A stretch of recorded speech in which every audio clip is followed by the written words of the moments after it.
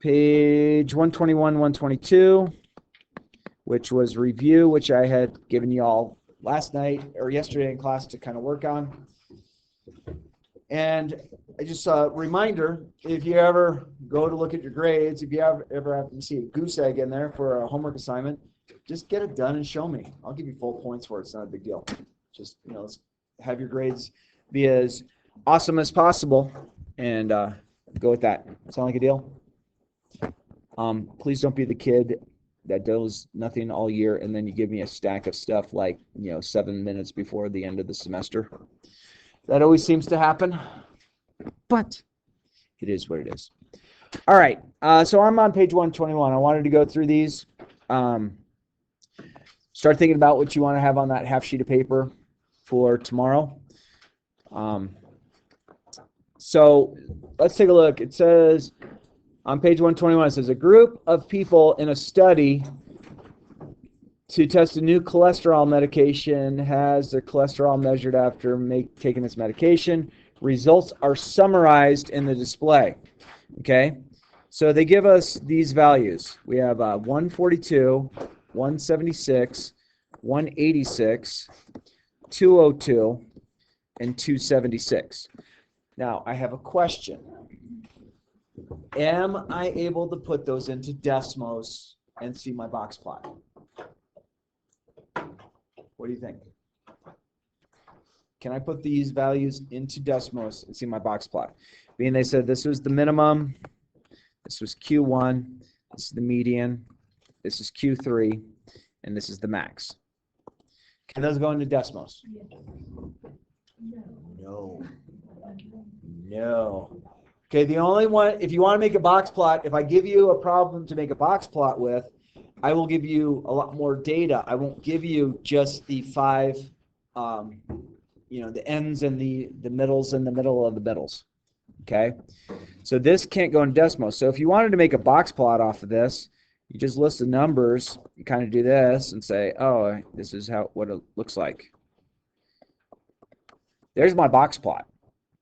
Okay, now, is this an exact box plot? Is this indicative on how my box plot should look? Probably not. I'm going to grab a calculator just so I don't sit there and keep staring at stuff and I say, hey, on your calculator, on your phone, and I'll put the phone away. I don't know. I ain't doing this. All right. So this is our box plot. Now, we start going through a few things. So items that we should understand our box plot represents. 25% of my data will fall between the minimum and Q1. 25% of my data will fall between Q1 and the median. 25% will fall between my median and Q3. And 25% of my data will fall between Q3 and my maximum. Okay? If I add all the 25% up, I get 100%. Do you feel comfortable with that? Does this make sense so far? All right, so problem number 2 says we want to find the 75th percentile. What number is at the 75th percentile? Well, if I go across 25 plus 25 plus 25, that gives me 75. So what is my value at the 75th percentile? 202. And you can guarantee it's 202. Okay? And then it says we want to know what the IQR is, the interquartile range. So the interquartile range is just Q3 minus Q1, which in this case would be 202 minus 176. And on a calculator or on your phone calculator, subtract those. And this is going to tell us that our interquartile range is 26. Now, a hint for you is make sure you would have that on your note card. Okay, that would be something good to have on your note card. Does that make sense? Because, when you see the word interquartile range and you're like, oh, and it's not on your note card, maybe you can remember Q3 minus Q1, but maybe you can't. So maybe just put that so you have that available for you. Number 4, they want the range. So the range is the max minus the min. Okay? Again, that might be something that would be good to have on your note card as well. So in our case, we're going to go 276 minus 142. And on a calculator, 276 minus 142. That gives me 134.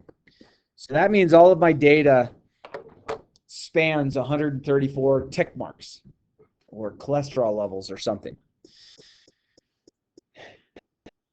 The last one becomes the hardest one to deal with. And we want to figure out the shape. Okay? So this is one of three things. It could be normal. It could be skew left. Or it could be skew right. And you have all the information to determine which of those it's going to be. So what I would do in this case is just kind of maybe go 176 minus 142. So there's 34 in between these two. And then you can go 186 minus 176, so that's 10. I didn't even actually have a calculator on there. I'm getting good. And then 202 minus 186.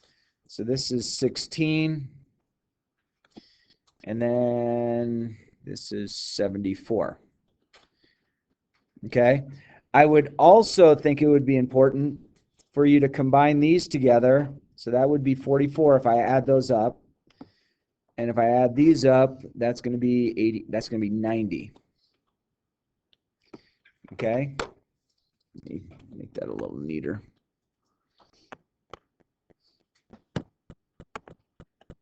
That's not what it's doing. I want to do this. Make that 90. Okay? All right. Does it... I don't know if my calculator is being dorky, but it's being dorky. Eraser. There we go. Do you feel comfortable how I got all that information? So a few things to kind of consider. Look at the 44 and the 90. 90 is a bigger number than 44, agree? So what's happening here is we have more range on the right side of the median than the left side. So this is going to be a skew right. Okay? It's pulling more this way with information. If we had a normal curve, it would look something like this. Okay? Where your right is being pulled further out because the sum of so from the median to the minimum and from the median to the maximum is a larger number. Okay? All right. And then we have number 6 that says this. And this is just you're approximating what, if you had a score of 190, where would you fall? Well, 190 is about here. Okay? If 190 is right there, what can you guarantee that middle red bar is as far as percentage? 25 plus 25 is 50. So is 190 bigger than 50% of the data, or is it smaller? Bigger. How much bigger? A little bit. So I would say you could have probably an answer of 51 to 58-ish, somewhere in there. You don't have to put the range of it. Just pick a value somewhere between 51 and 58, and you're going to get it correct. Okay? Okay, I guess if you went up to 60, you're really not too far off base either. I'm just trying to gauge where 190 would be roughly in my box.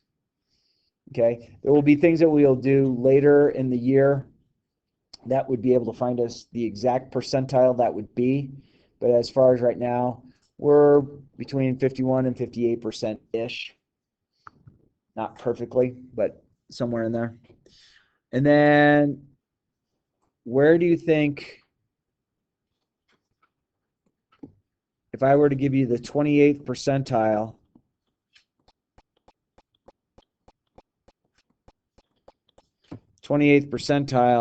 would probably be somewhere in here. Okay? It's above 25. And boy, my penmanship's getting horrible. It's not even the end of the year. Okay, so what value would you say? I would say about 180. Okay? And when I say about 180, if you put 179, you put 181, somewhere around 180, you're going to get the answer right. Is there anything that is about this problem that you needed extra guidance about? Do you know what you're going to write down on your half sheet? You feel comfortable with the information? And this is recorded so you can watch it. It's on YouTube, so you could speed it up, you could slow it down, you could pause it, anything like that. If you find this evening and you're like, oh no. May I move off this screen? Okay. Problem number 8. It says, identify the shape of the distribution. So we're looking for skew right, skew left, normal, symmetrical, things like that. Okay, so most low numbers, so you have mostly low numbers, but some are high. So think about what that would look like. Low numbers, but some are high. Okay, so what would that shape be to you? Skew what? Skew right.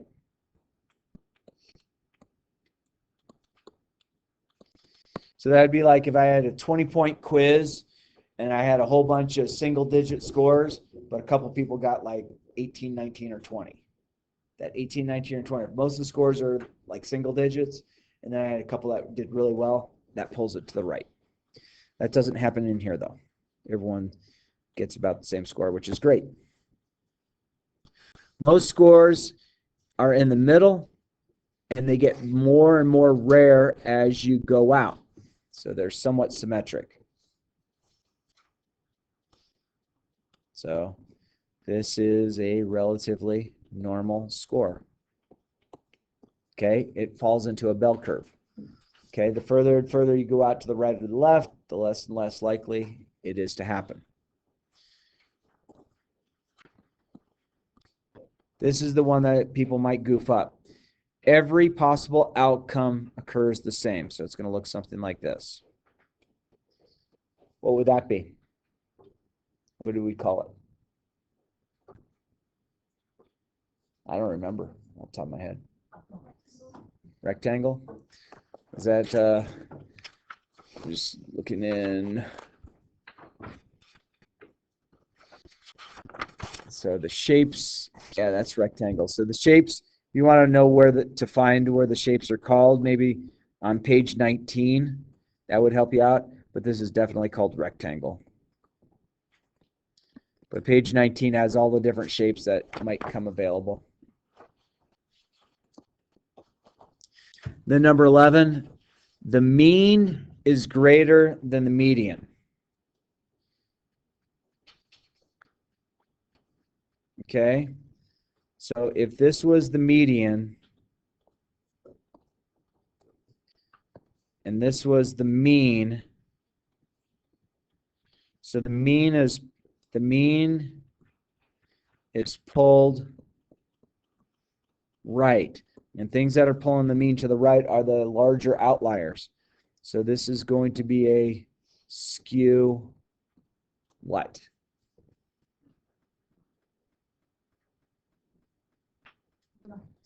Skew right. Okay, so if the mean is being pulled to the left, it's then skew left.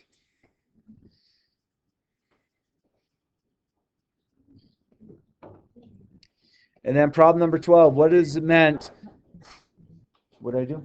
I have a question. So what is the first one you skewed left? It's like the data is on the left side? Or is it talking about like the tail? You're talking about the tail. So when you say skewed left and skewed right, the tail on the tail? Yeah, the tail, where the tail's pulling. Yeah, I'm sorry. And what does it mean that my French test score was exactly Q1? So what does that mean for you? What do you think? I heard something about percent. Where's Q1? Look back here. Q1 fell at 25%. So you scored in the 25th percentile.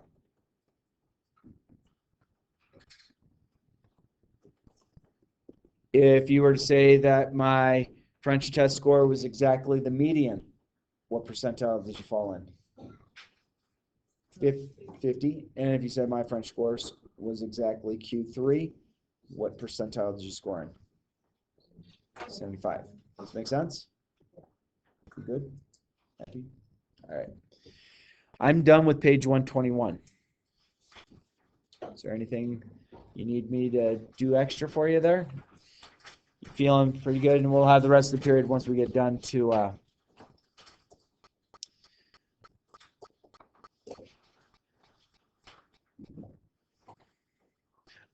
another name for rectangle, so you could have this as well. This might be called uniform. So I would make sure you know that uniform and rectangle mean the same thing, just in case there's a multiple choice and we didn't give the answer rectangle, we said it was uniform. Okay. All right. We will not have to do standard deviation by hand. We have our buddy decimals. Agree?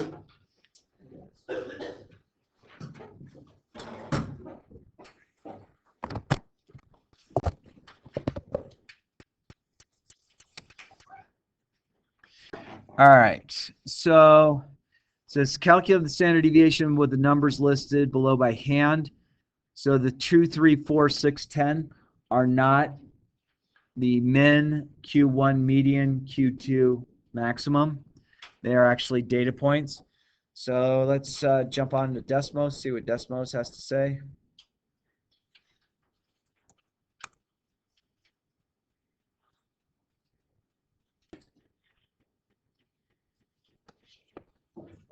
All right.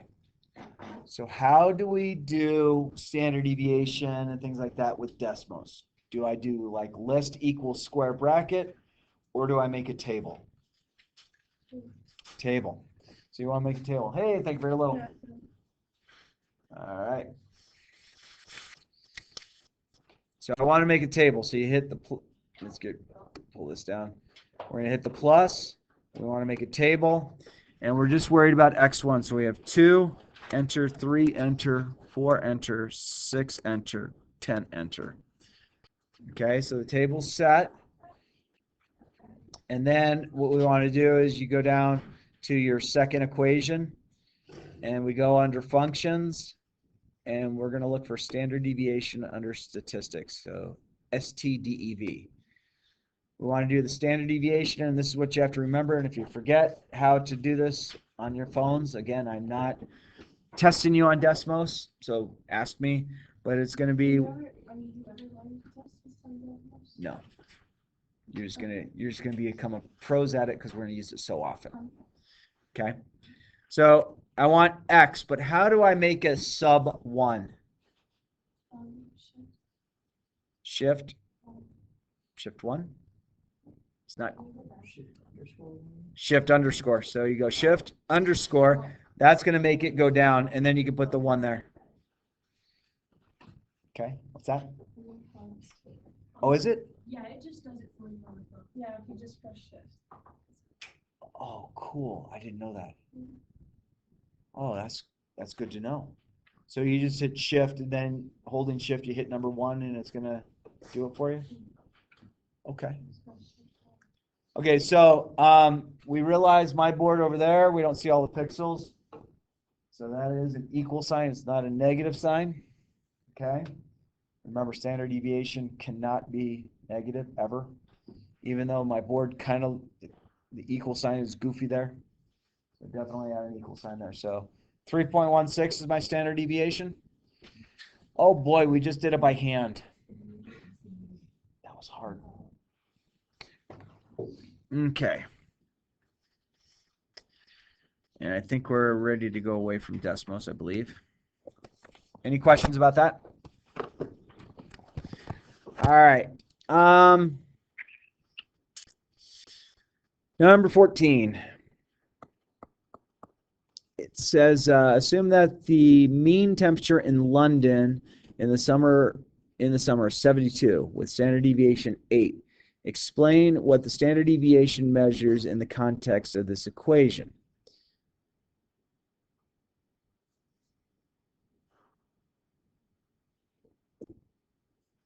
Hang on. Okay. So 14. So they told us that the mean x bar is 72 and the standard deviation s at x is what we could use, I guess, is 8. Okay. So there's a couple of ways we could do this. Think about a normal curve. 72 is here as the mean. And the standard deviation, if I add 8 or I subtract 8, we're at what, 64? So this means basically the majority of temperatures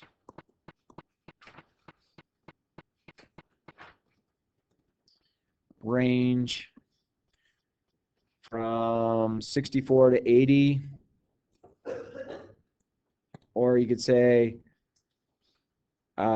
temperature, let's say, or temperature deviates 8 from 72, something like that. Because what happens, what we haven't really talked about this a lot, but we've talked about it a little bit, is 68% of your data will fall within one standard deviation of the average or the mean. Okay? So you put that in your own words. Things that I'd be looking for is you either knowing that your temperatures will deviate from 64 to 80 the majority of the time, or the temperature deviates 8 from 72, something like that. Whatever your words say at best, your words I'm sure are much better than my words, because you guys are smarter than me. All right, can I move off 14? And then number 15, we have box and whiskers that are like this. We have 2 vertical ones.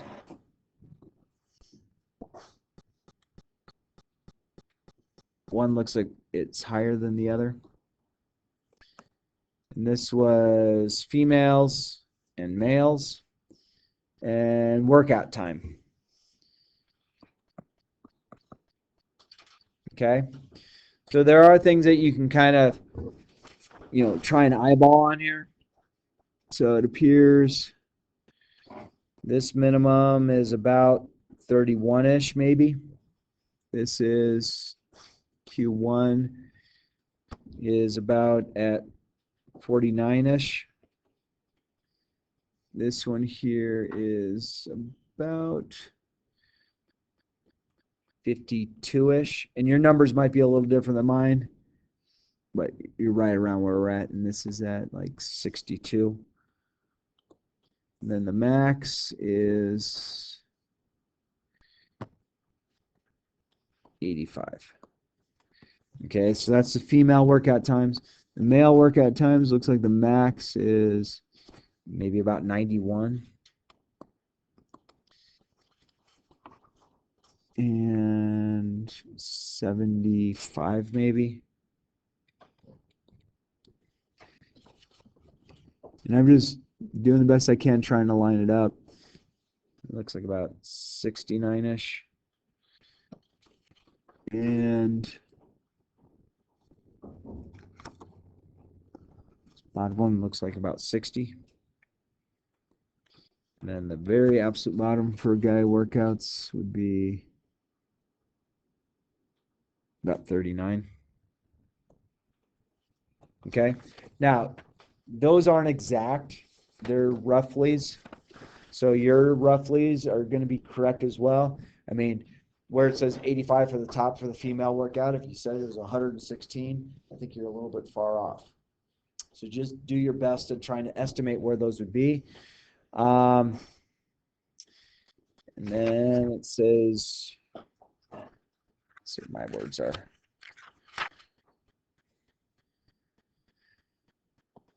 So, oops. So number 15, who has the higher measure center? And that would be males. Okay, their central measure is at 69, where the females is at 52. Who has the higher spread? So you're just looking at your max minus your min on both. So one of them is 85 minus 31, and one of them is 91 minus 39. And those might be pretty close. So 85 minus 31 on mine is about 54. So that was for female. Male was 91 minus 39. So these are at, okay. So being I said that none of my green scores are exact. 52 and 54 are pretty close. Agree? You know, if you were off a little bit from mine, that's going to happen. I would say, for the most part, being that you were guesstimating on the greens up above, I would say this is about the same as far as the spread. Okay. If I ever wanted you to truly determine this, I would probably list the actual values on there rather than trying to have you try and figure out exact numbers. 17, who has the maximum value? That would be the males. Maximum value would be 91. That's the highest. Okay, of course, your 91 might be 92 or it might be 90, somewhere in there. And then 18, what theory might be created based on this display? Males work out longer than females. That's based on the data they're saying. Now, I will tell you this in my own personal observations.